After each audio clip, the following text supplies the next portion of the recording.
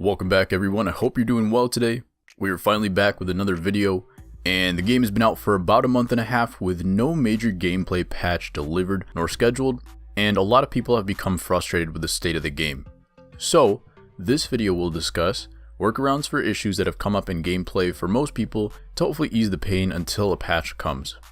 This video only discusses a few of those issues, but the issues that I think can actually be worked around, some of them are more fundamental and we'll just have to wait for a patch, but for now hopefully these will help out. And keep in mind this game plays very differently between All-Star and Legend, so while I can't fix the lineout issue in World Series games, there are a couple key bits of information that you can use at the other levels.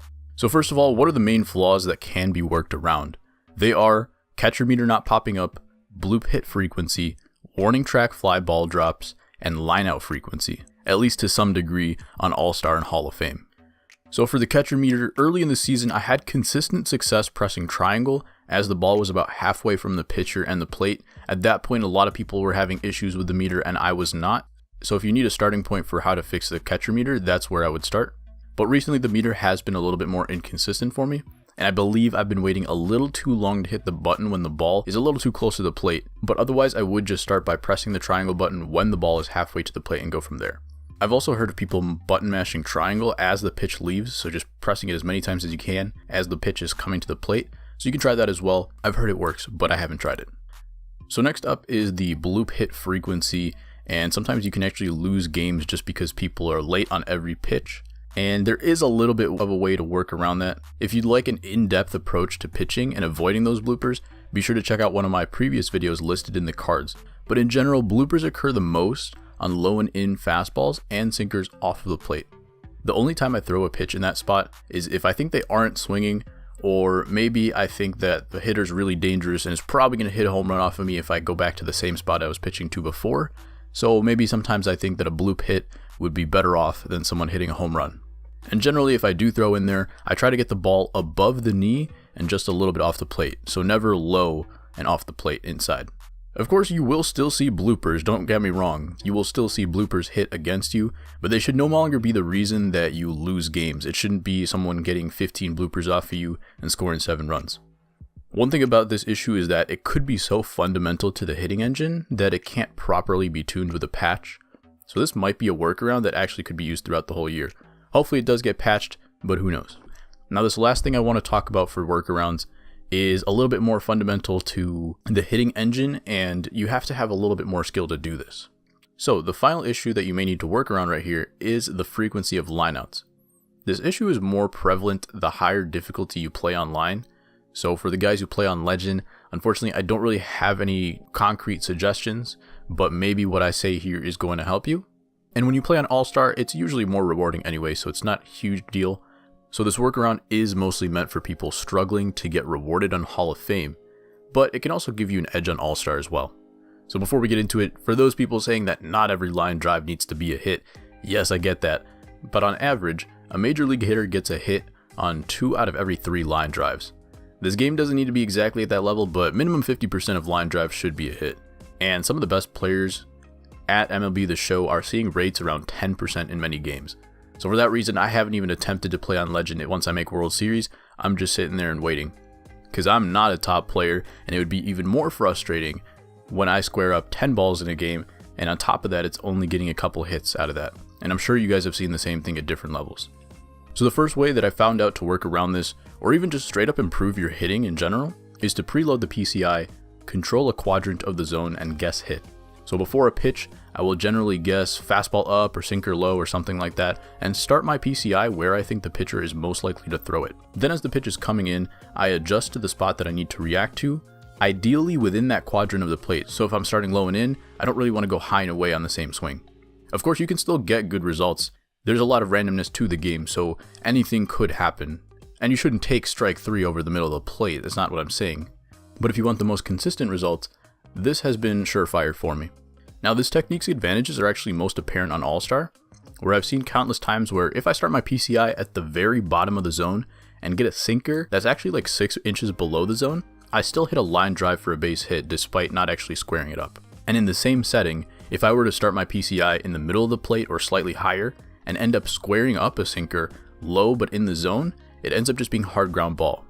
Again, there is some randomness to this, but I've seen a little bit more consistency to this issue.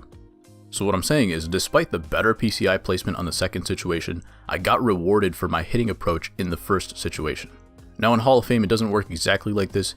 It seems like you do get rewarded for more pre-placing the PCI, but you also need decent PCI placement to go with it. So pitches low out of the zone like that aren't hit as hard as often, but still when you square up a ball in the zone and you preloaded the PCI, you're getting much better results. And remember that the PCI is a representation of where the hitter is looking for the ball and not the barrel of the bat. So again, there is still a good amount of randomness. Also, it seems like these lineout issues come more often against better rated pitchers, so I didn't see it too much of an issue against gold pitchers. So now that we're seeing a lot more diamond pitchers and facing Signature Series Kershaw every other game, your experience becomes even more frustrating. And these workarounds can still not be enough. So I'll add a little bonus tip which has really helped me turn around my hitting on Hall of Fame, especially against these Signature Series pitchers. So first of all, when it came to building a squad, I prioritized the plate vision attribute, which I know a lot of you guys do already.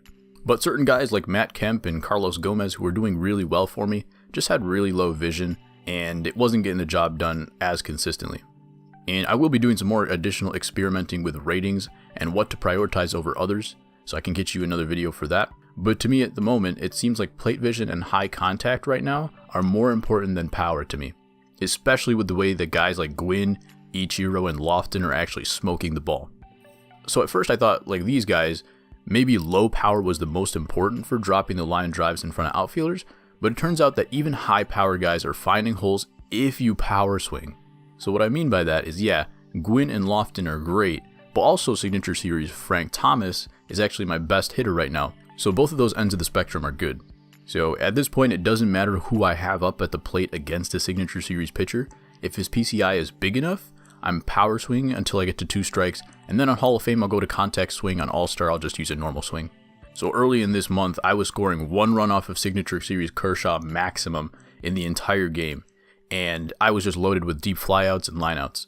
But now I'm scoring 3 to 5 runs off of him and other good starting pitchers with more regularity while actually dropping my slugging percentage, but my batting average is going up and my run scoring is increasing.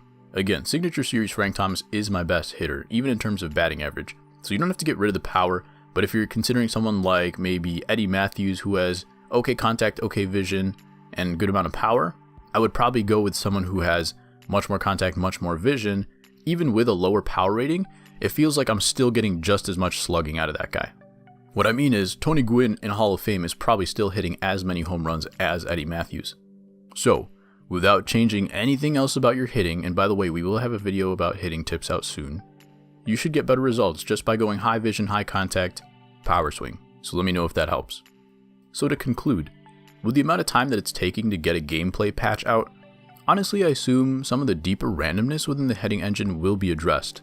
In previous years, we got some band-aid patches because SDS was afraid to break the game, and because they didn't have the information that they have now, and weren't exactly sure what the game needed.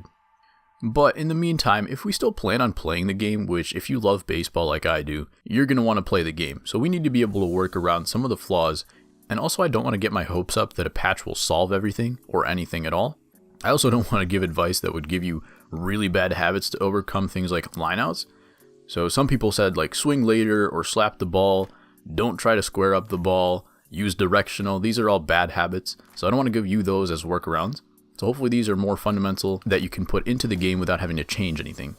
So hopefully this video strikes a balance and can give you options to reduce the frustrations of this game in its pre-patch stages. And again, if you have any ideas on how to overcome other game flaws, leave them in the comments so that everyone can benefit from them. I just wanted to give you these 4 that I think can actually be worked around to some degree. Some of them take more skill than others, and honestly, they probably aren't be-all end-alls. You will still get these issues, but hopefully at a fraction of the rate as you were before. So there you go. Thank you for watching. Subscribe if you haven't already to get some more tips videos out of me. We go live at 2 p.m. Central Time every day on Twitch. Again, hit the like button if you liked the video, share it with your friends, and I will catch you guys later.